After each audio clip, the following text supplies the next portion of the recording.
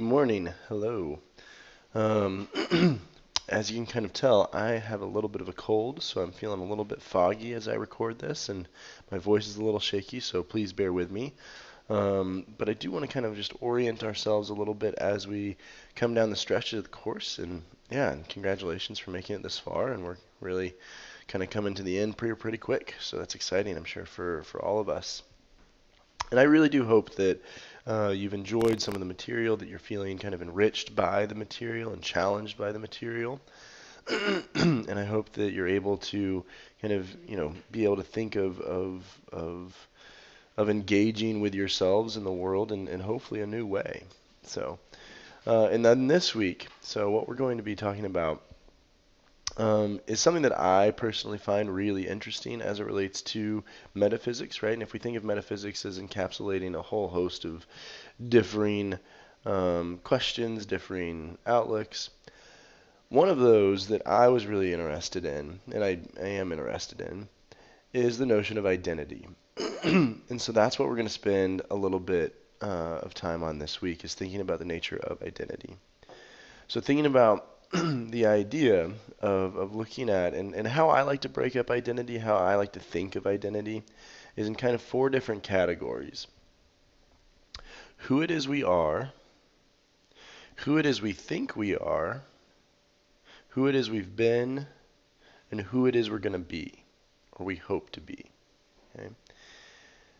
And I think those kind of four categories really kind of are interwoven, undoubtedly, as we think about identity, as we think about kind of answers to all of those questions. But, right, they still kind of have their own distinct spot.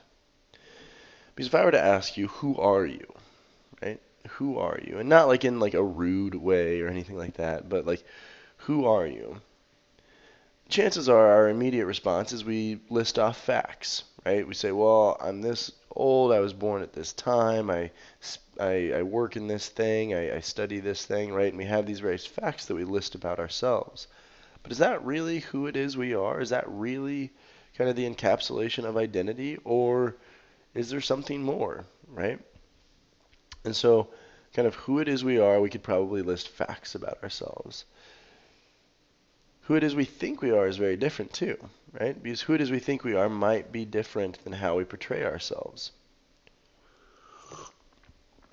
Like there's the potential, right, that the way that we carry ourselves out in the world is not in fact, who it is we hope to be or who it is we actually are, and we just get, swayed by people's expectations or swayed by people's agenda for us, right?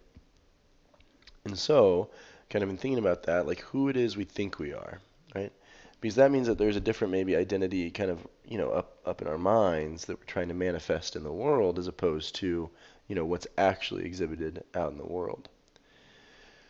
Who it is we've been, and we kind of talked about that a little bit as it relates to um, like our past, right? And it's undoubted. I mean, I don't think it's very questioning or questionable of the fact that our past shapes who it is we are, right? I think we all know that very well.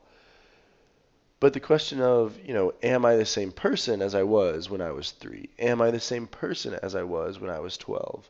Right? Am I the same person as I was last year? Right? Because I could think about what I was doing this time last year, and it's very different than what I'm doing today. Right? And undoubtedly, I would like to say that over this time, over this spirit period of change, that yeah, perhaps I am not the same person as I was, but I also am, right? So kind of really reconciling and really kind of engaging with those questions, I think are really fascinating. And then who it is we hope to be, right? What kind of future self, if that's even a thing, right? What kind of future self do we hope to be, right? And is it the case, and this is interesting, is it the case that our future self motivates our current self, right? A self of you and I that we've never met, that maybe, again, we have an idea of. And this encapsulates a lot of our goals professionally, personally, getting a good job, maybe getting married, right? But the notion that the future self motivates or, does encourage us to kind of live maybe a particular kind of way right now. So, considering those kind of four different categories, who it is we are, who it is we've been, pardon me, who it is we are, who it is we think we are, who it is we've been, and who it is we hope to be. And so thinking about those kind of, again, four notions of ways of considering our own identity, I think is really fascinating. And then we can start to dive into other kind of metaphysical questions as it relates to identity as well, right? And some of them being if I were to go outside and I were to, get into an accident or something like that, and I were to lose some of my arm, right? Am I still the same person? Am I still Bryce, or am I different, right? Because obviously there's a big physical change in my being now, but I'm still thinking maybe similarly. I'm still, speaking and engaging with the world similarly, but undoubtedly a big physical part of me has changed.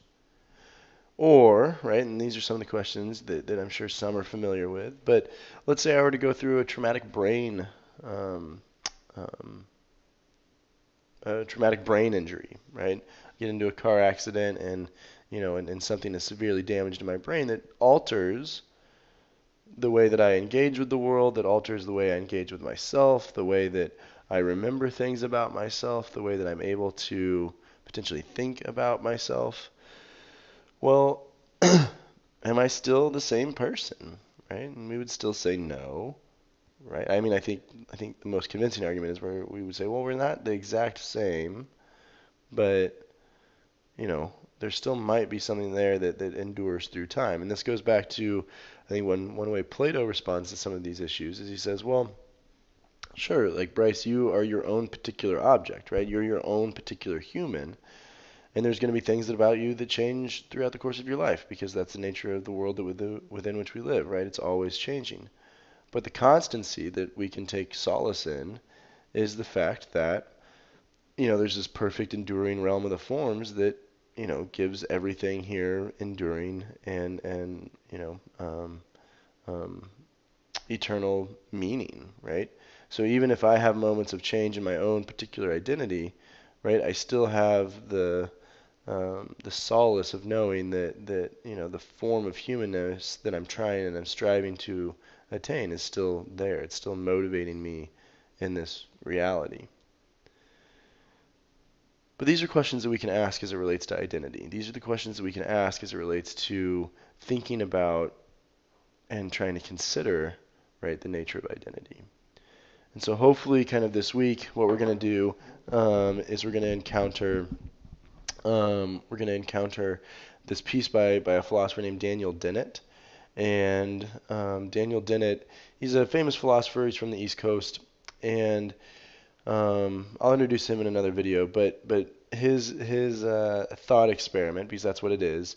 His thought experiment is pretty trippy as it relates to identity, about kind of locating the seat of consciousness, locating the seat of identity, of where, if I were to say, I am right here, what am I talking about? Am I talking about my physical body? Am I talking about my consciousness? Am I talking about both?